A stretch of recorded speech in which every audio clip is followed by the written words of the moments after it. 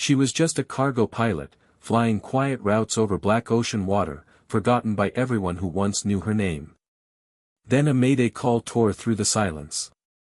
A fighter jet was falling from the sky. And when she answered, two F-22 pilots froze. They had just heard her old call sign. Before you watch full story, comment below from which country are you watching. Don't forget to subscribe for more amazing stories. By the time the sun disappeared over the North Atlantic, Captain Mara Ellis had already logged 4 hours of silence. The C-17 cargo plane cut through the night sky at 31,000 feet, its 4 engines humming a low, steady note that never changed, never surprised her. Below, the ocean stretched out like a sheet of black glass, broken only by the occasional whitecap catching the last light of the moon. She liked the quiet. Or she had told herself she did, so many times over the past 3 years that she had almost stopped noticing the lie. The cockpit smelled faintly of old coffee and recycled air, the same smell it always had on these long-haul routes.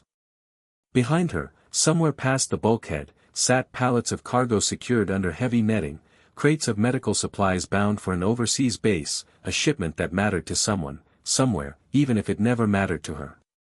She had stopped asking what she carried a long time ago. It was easier that way. Boxes didn't need explanations.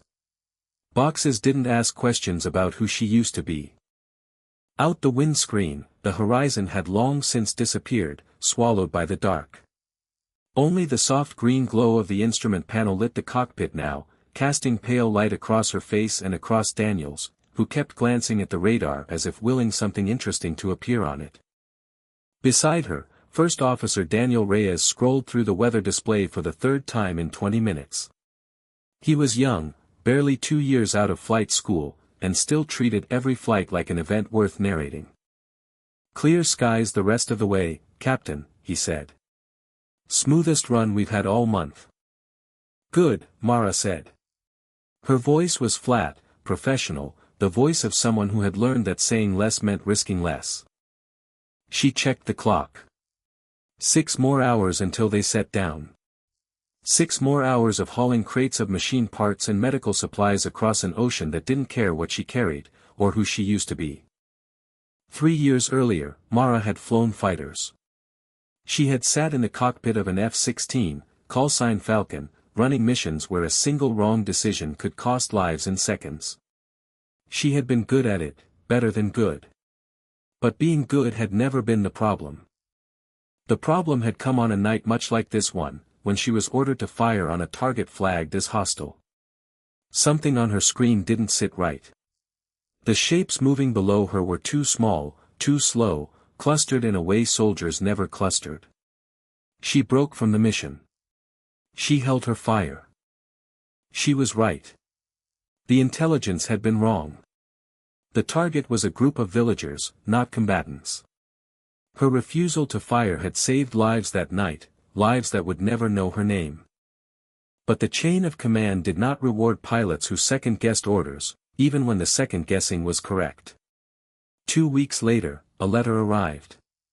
No hearing. No medal. No real explanation beyond a single line about operational reassignment. She was pulled from her squadron and quietly reassigned to cargo transport, effective immediately. She had told no one in her new unit.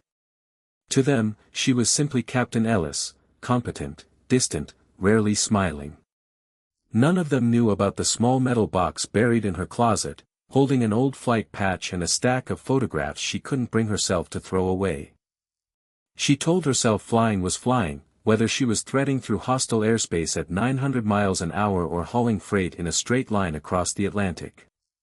Most nights, she almost believed it. But on quiet flights like this one, her hands still remembered things her mind had tried to forget, the feel of a tighter yoke, the pull of a sharper turn, the sound of an engine built for speed instead of cargo weight. "Captain," Daniel sat up straighter, headset pressed against his ear. "Do you hear that?" Mara frowned. "Hear what?" Then it came again, a burst of static cutting across the emergency channel, the frequency every aircraft in the sky was required to monitor. A voice broke through, tight with fear. Mayday, Mayday. This is Viper 2-2. Engine failure. Repeat, engine failure. Losing altitude. Requesting immediate assistance. Mara's whole body went still. That's a fighter, Daniel said, eyes wide. There's no fighter mission logged anywhere near this corridor tonight. Mara's mind was already moving faster than her voice. A fighter jet losing power over open ocean at night, with no rescue vessel nearby, was in serious danger. If the pilot had to ditch or eject without help close at hand, the odds of survival dropped by the minute. The nearest search and rescue base was hours away by air, longer by sea. "Get me his position," she said. Her voice had changed, sharper now, awake, slicing through the fatigue of the last 4 hours like it had never existed. Daniel's fingers moved fast across the navigation display. Bearing 280, 55 miles out. He's dropping fast, Captain. 4,000 feet and falling. 55 miles was nothing for a fighter. For a fully loaded cargo plane, it was a slow, grinding haul across open sky. Still, Mara was the closest aircraft in the air. There was no one else. Viper 2-2, this is Heavy 6-1, Daniel said into the radio, his voice unsteady. We copy your mayday. Turning toward your position now. A pause. Then the pilot's voice returned, weaker. Copy, Heavy 6-1.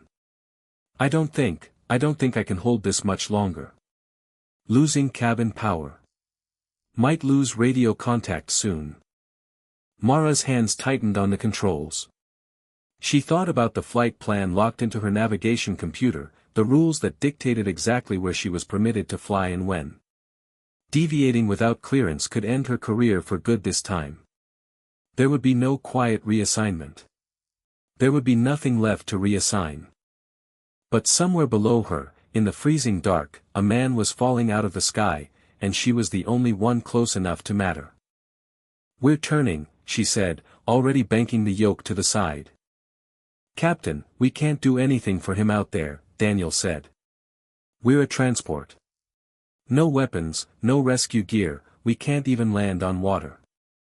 We can be his eyes, Mara said. Right now, that might be enough.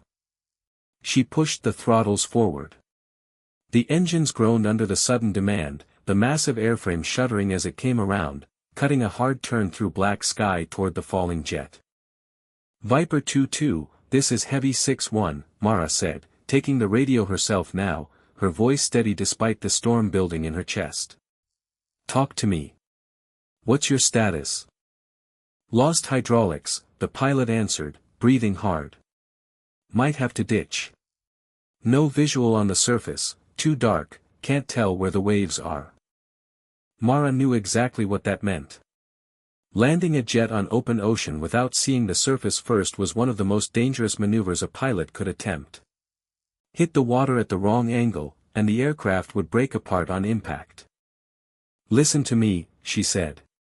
I'm going to bring my aircraft down close and use my landing lights to show you the water. Follow my light path. Match my angle as you come down. Captain, that's too risky, Daniel said. This plane isn't built for that. Then help me fly it, Mara said. She pushed the nose down, dropping altitude fast. The airframe rattled in protest, loose straps in the cargo hold slapping against the metal floor as gravity pulled everything forward. Gear down, Mara ordered. At this speed the doors could tear off. Do it anyway. Daniel's hand slammed the lever down. The landing gear extended into the wind with a violent shudder, acting like a brake against their falling speed. The whole aircraft shook, but Mara held it steady, her arms burning with the effort of forcing the heavy controls through air that fought her every second. The altimeter spun downward. 3,000 feet. 2,000. Warning chimes sounded somewhere on the panel, soft and insistent, the aircraft's own systems questioning what its pilot was asking of it. Mara ignored them. She had heard warnings like this before, years ago, in a different cockpit, and she had learned long ago that some warnings were meant to be respected and others were meant to be flown through. Beside her, Daniel gripped the edge of his seat, knuckles white, eyes fixed on the black water rushing up toward them. "Captain, we're too low for a transport." "I know," Mara said. "Watch the radar altimeter for me. Call it out." 1500. 1000. His voice cracked slightly on the second number, but he kept calling, steady enough, following her lead the way a good co-pilot learns to. "Viper 2-2, do you see my lights?" Mara called. Static. Then, finally, relief flooding through the pilot's voice. "I see you. I see your lights." Mara reached up and switched on every landing light the aircraft carried. Bright white beams cut through the darkness, spreading across the surface of the water below. For the first time, the ocean became visible, rough, restless, alive with small waves. "Match my angle," she said. "Follow the light path down." The fighter jet appeared out of the darkness behind them, gliding silently on a dead engine, a thin trail of smoke curling behind it. It followed the beam exactly as she guided, lowering steadily toward the surface. "Steady," Mara said, watching closely. "Steady now." At the last second, the jet's nose lifted, the pilot pulling back hard to slow his fall before the water took him. The aircraft slammed into the ocean with a violent splash, skipped once across the surface, and came to rest, floating, battered but whole. "He's down," Daniel shouted. "He made it." Mara banked the cargo plane hard, circling back toward the crash site. Her hands were shaking now, the tension of the last several minutes finally catching up to her. "Drop the emergency raft," she said. Daniel rushed to the cargo door and released the survival raft into the dark water near the wreckage, close enough for the pilot to reach. As Mara circled overhead, watching a small figure climb slowly onto the raft, a new voice cut across the radio, sharp, alert, and entirely unfamiliar. "Unknown cargo aircraft, you are in restricted airspace. Identify yourself immediately." Her radar screen lit up with two fast-moving shapes closing in from the west, far quicker than any ordinary aircraft. Fighters. Judging by how late they had appeared on her scope, stealth fighters, F-22s. "This is Heavy 6-1, Mara answered carefully. "We responded to a Mayday call. Pilot has been recovered and is currently in the water on a life raft." A pause. Then the voice returned, quieter now, confused. "Say your call sign again." Mara hesitated. She had not spoken that name aloud in 3 years. It belonged to a version of her life she had assumed was gone for good. But something told her this was not the moment to bury it. "Call sign, Falcon," she said quietly. "It's been a while." The silence on the radio stretched for several long seconds. Then the voice returned, softer, almost disbelieving. "Falcon? Is that really you?" Mara closed her eyes for a moment. 3 years of memory rushed back at once, the cockpit of the F-16, the villagers she had refused to fire on, the letter that had ended one life and quietly begun another. "Yes," she said. "It's me." The two F-22s dropped in beside her, flying close formation like escorts. One of the pilots came back on the radio, his voice full of disbelief. "We heard Falcon on an open channel and honestly thought someone was joking. Nobody uses that call sign anymore. Command pulled you off active duty years ago." "I fly cargo now," Mara said simply. "But I still know how to fly." "That was some flying tonight," the pilot said. "You saved that man's life. Rescue boats are 30 minutes out. We'll circle here and guide them in." "Copy that," Mara answered. "Thank you." Daniel sank back into his seat, breathing hard, his face pale from the adrenaline still working through his system. He looked at Mara like he was seeing her for the first time. "You used to be a fighter pilot," he said slowly. "That's why you knew exactly what to do." Mara said nothing at first. She looked out at the dark water below, at the small red flare the rescued pilot had lit to mark his position, glowing steady against the black ocean. She said finally. Now I'm just a cargo pilot. That wasn't just flying a cargo plane back there, Daniel said. That was something else. Mara allowed herself a small, tired smile. She reached up and switched the autopilot back on, letting the aircraft settle into a slow, steady climb toward calmer skies. Her hands finally stopped shaking. Maybe, she said quietly. Some things don't go away. They just wait.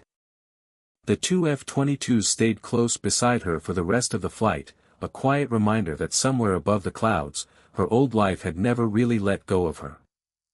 By the time the base runway appeared on the horizon, the sky had begun to turn pale gray, the first hint of morning pressing back against the darkness. Mara guided the heavy aircraft down through the clouds, her landing smooth and controlled, as though the last several hours had never happened. Ground crew were already waiting on the tarmac, along with two officers she didn't recognize, standing beside a dark car with its engine idling. Daniel looked nervous as the plane rolled to a stop. "Are we in trouble?" he asked, unbuckling his harness. "Maybe," Mara said. "Or maybe not. Either way, we did the right thing." She stepped down onto the tarmac into the cold morning air, her legs stiff after hours in the cockpit. One of the waiting officers walked toward her, his expression unreadable. For a moment, she braced herself for the same tired questions from 3 years ago. Instead, he simply held out his hand. "Captain Ellis," he said. "Command received word of what happened out there tonight. The pilot you saved, Lieutenant Grant, is being flown to the base hospital now. He asked us to thank you personally." Mara shook his hand, unsure what to say. "I just did what any pilot would do." "No," the officer said, shaking his head. "Not every pilot would break from their flight plan to fly that close to the water in a transport aircraft. Not every pilot could have. That took skill most fighter pilots don't hold on to." Mara said nothing, letting the words settle over her.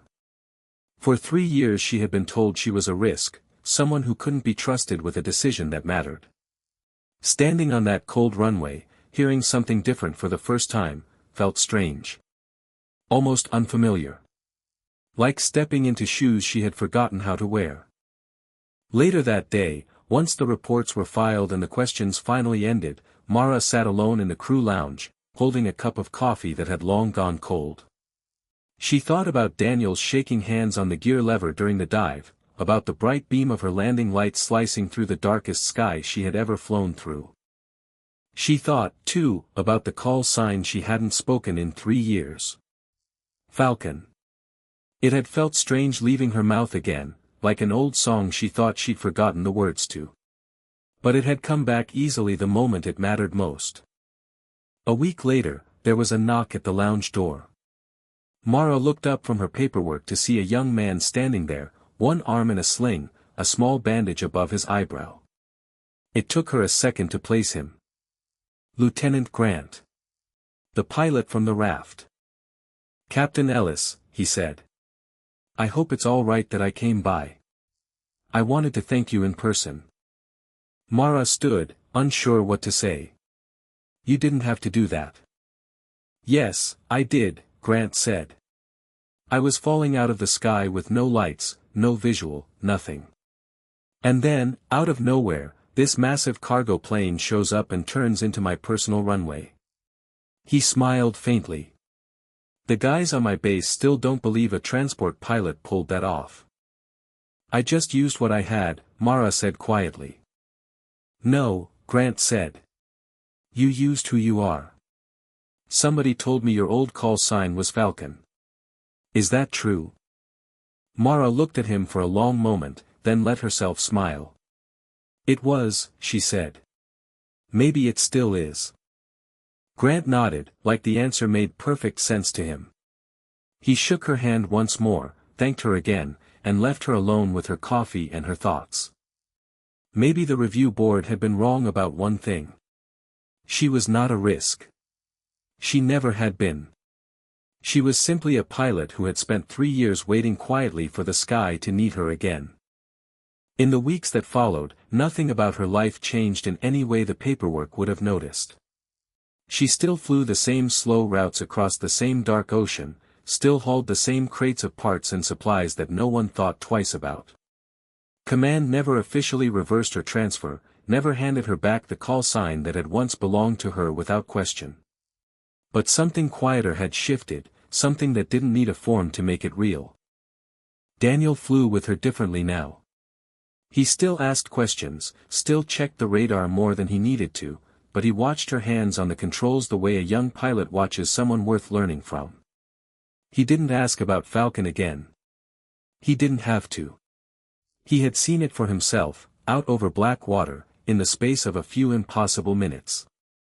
Some nights, flying the same quiet route, Mara caught herself scanning the emergency frequency out of habit, half expecting to hear it crackle to life again. It never did, not for a long while. But she kept listening anyway, because she understood now that the sky did not care what aircraft she flew, or what patch was sewn onto her shoulder, or what a letter 3 years old had decided about who she was allowed to be. It only cared whether, when it called, someone was still willing to answer. And when it finally had, she had answered.